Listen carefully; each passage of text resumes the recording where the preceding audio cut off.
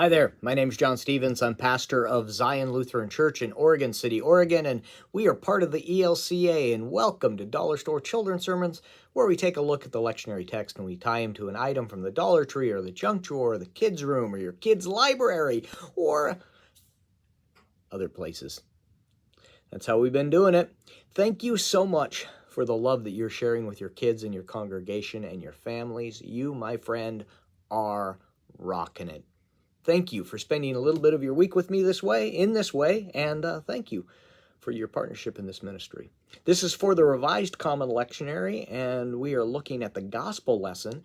We are in that period of time where we're at the end of the church year, and so we get some of these end times, these watch for Jesus' return, Jesus talks about the temple being torn down, and he's talking about his own body and all of those things, and it can get a little frightening. It can get a little like, what's going on? Yeah. And so one of the directions that I go with this, and I've used this before, but it's been a while, is the book from Sesame Street, The Monster at the End of the Book, with Grover. The monster at the end of the book.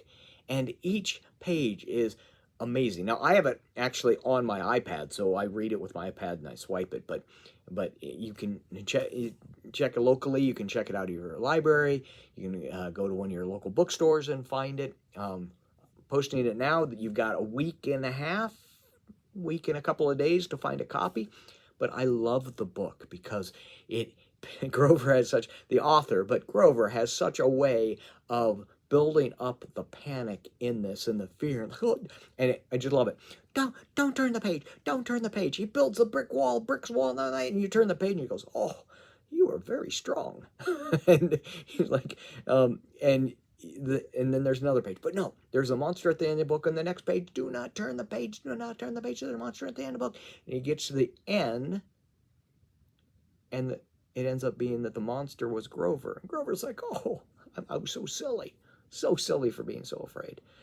And it's not silly to be afraid, but we are reminded in these texts, in the text to come, that when we are afraid, as we walk into this future that God is working and God is pulling us towards, God is with us, that Christ walks with us, whether that be Psalm 23, "Lord is my shepherd," whether that be the Lord's Prayer, holding us and reminding us that God walks with us.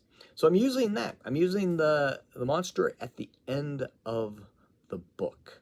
So I'm hoping that can be a springboard as you get thinking about how do you approach that. It's so fun. The book is so fun. And if the kids know it, they really know it. And if they don't, what a wonderful way to introduce them to this book. Yeah.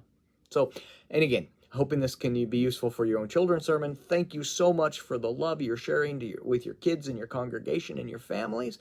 You are rocking it. We'll see you next week. Peace.